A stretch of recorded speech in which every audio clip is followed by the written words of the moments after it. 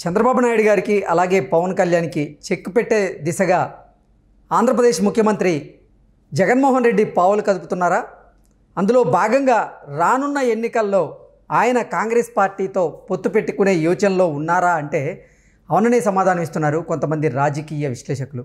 ఇక ఇదే అంశానికి సంబంధించి మనతో మాట్లాడేందుకు ప్రముఖ రాజకీయ విశ్లేషకులు జగదేవ్ గారు మనతో ఉన్నారు. ఆయనతో మాట్లాడదాం. జగదేవ్ గారు నమస్తే. నమస్తే. జగదేవ్ గారు, రానున్న ఎన్నికల్ని దృష్టిలో పెట్టుకొని జగన్మోహన్ రెడ్డి గారు పవన్ కళ్యాణ్కి చంద్రబాబు నాయుడు గారికి చెక్ పెట్టేందుకు పావులు కదుపుతున్నారని, ఆ దిశగానే రానున్న ఎన్నికల్లో ఆయన కాంగ్రెస్ పార్టీతో ఆంధ్రప్రదేశ్లో పొత్తు పెట్టుకోబోతున్నాడు, ఆ యోచనలో ఉన్నాడు. కొంతమంది వైఎస్ఆర్సీపీ ఎమ్మెల్యేలు కూడా మైనార్టీల ఓట్లు మనకు రావాలి అంటే మనం రానున్న ఎన్నికల్లో ఖచ్చితంగా ఎట్టి పరిస్థితుల్లోనూ కాంగ్రెస్ పార్టీతో పొత్తు పెట్టుకోవాల్సిన అవసరం ఉందంటూ కూడా జగన్మోహన్ రెడ్డికి సూచించారని, సో జగన్మోహన్ రెడ్డి కూడా ఆలోచనలో పడ్డారంటూ కూడా ఒక వార్త ఇప్పుడు సోషల్ మీడియాలో చక్కర్లు కొడుతూ ఉంది. ఏంటి ఆ వార్తలో వాస్తవం ఉందా? నిజంగా రానున్న ఎన్నికల్లో వైఎస్ఆర్సీపీ ఆంధ్రప్రదేశ్లో కాంగ్రెస్ పార్టీతో పొత్తు పెట్టుకోబోతోందా అంటే ఏం చెప్తారు?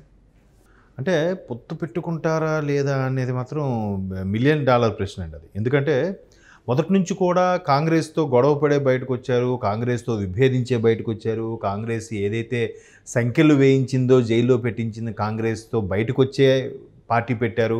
అది తల్లి కాంగ్రెస్, ఇది పిల్ల కాంగ్రెస్ అనే నేపథ్యంలో చాలా విమర్శలు కూడా ఎదుర్కొన్నారు జగన్మోహన్ రెడ్డి గారు. అయితే ఇక్కడ ఏంటంటే మొదటి నుంచి ఒక వాదం వినిపిస్తుంది ఈ మధ్యకాలంలో. ఏంటంటే అది షర్మిలా గారు కాంగ్రెస్లో చేరినప్పటి నుంచి, లేదా తెలంగాణ ఎన్నికల్లో కాంగ్రెస్తో పొత్తు పెట్టుకోవడం కానీ, లేదా తెలంగాణ ఎన్నికల్లో కాంగ్రెస్కి బయట నుంచి మద్దతు ఇచ్చినా కానీ, ఈవిడ ఇప్పుడు పీసీసీ చీఫ్గా కానీ లేదా ఏఐసీసీలో కీలక పదవి సంపాదించుకున్నా కూడా షర్మిలా గారు ఏదైతే కాంగ్రెస్లో చేరారో అది ఇప్పటికీ ఎప్పటికీ జగన్ వదిలిన బాణమే షర్మిలా గారు అనే ఒక వాదం అయితే ఉంది.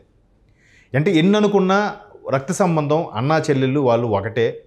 ఖచ్చితంగా ఎవరు వచ్చినా కానీ, సెంట్రల్లో ఏ పార్టీ వచ్చినా కానీ ఆ పార్టీతో పనులు చేయించుకోవడానికి, లేదా ఒక సెంట్రల్ పార్టీతో సయోధ్యగా ఉండడం వల్ల చాలా ఉపయోగాలు ఉంటాయి.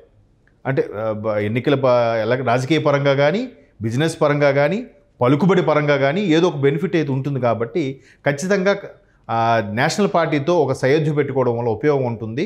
అందువల్లే షర్మిలా గారు కాంగ్రెస్లోకి వెళ్ళినా కూడా అది జగన్ వదిలిన బాణమే అనే ఒక వాదం అయితే ఉంది.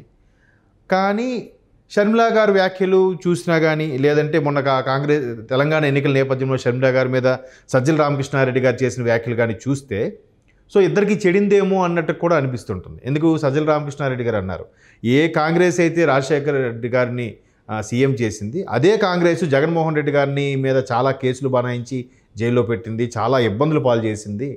అది తట్టుకోలేక జగన్మోహన్ రెడ్డి గారు బయటకు వచ్చి పార్టీ పెట్టి ఈరోజు ముఖ్యమంత్రి అయ్యారు. అటువంటి కాంగ్రెస్తో మళ్ళీ ఈమె ఎలా కలుస్తుంది అన్నట్టుగా వ్యాఖ్యలు చేశారు. చేసినప్పుడు ఈవిడ కూడా ఏమన్నారంటే, మాతో సంబంధం లేదని చెప్పిన వ్యక్తి మళ్ళీ ఇప్పుడు మాతో సంబంధం కలుపుకోవడానికి ఇటువంటి వ్యాఖ్యలు నా మీద చేస్తున్నారా అన్నట్టుగా అన్నారు. అంటే అక్కడే ఇద్దరికి సంబంధం లేదన్నట్టు కూడా అర్థమవుతుంది.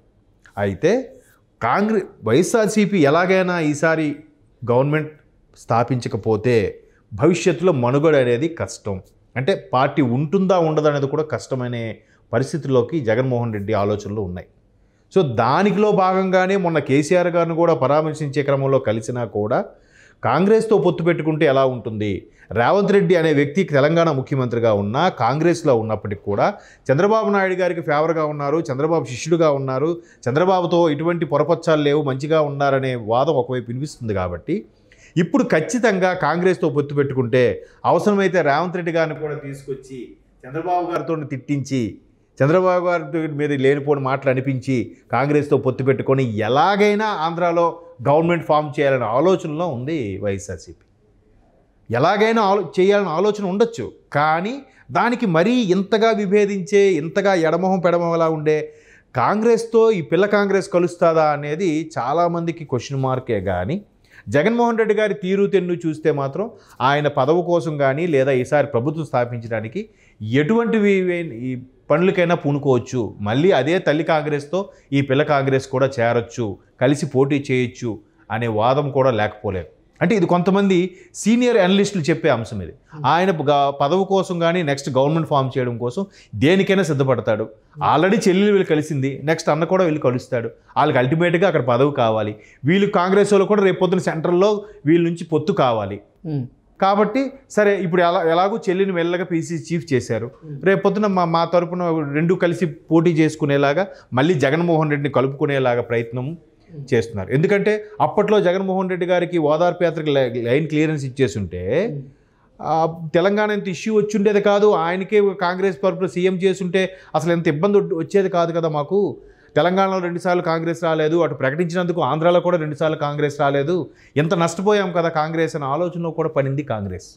సో ముందే మనం ఈ పని చేస్తుంటే జగన్మోహన్ రెడ్డి గారు కాంగ్రెస్ తరపున మన పార్టీ తరపున ముఖ్యమంత్రిగా ఉండేవాళ్ళు కదా అని ఇప్పుడు రిలీజ్ అవుతున్నట్టు కూడా కొన్ని వార్తలు ఉన్నాయి కాంగ్రెస్లో.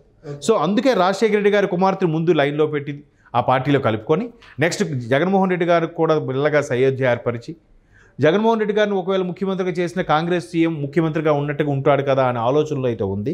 బట్ ఇప్పటికే కాంగ్రెస్ బాగా లేట్ చేసేసింది. మేబీ కాంగ్రెస్ కలుపుకోవాలన్నా కూడా జగన్మోహన్ రెడ్డి గారు కలుస్తారో లేదని చెప్పలేం. అంటే ఆంధ్రప్రదేశ్లో వైఎస్ఆర్సీపీకి మైనార్టీలు ఎస్సీ ఎస్టీలు దూరం అయ్యారు.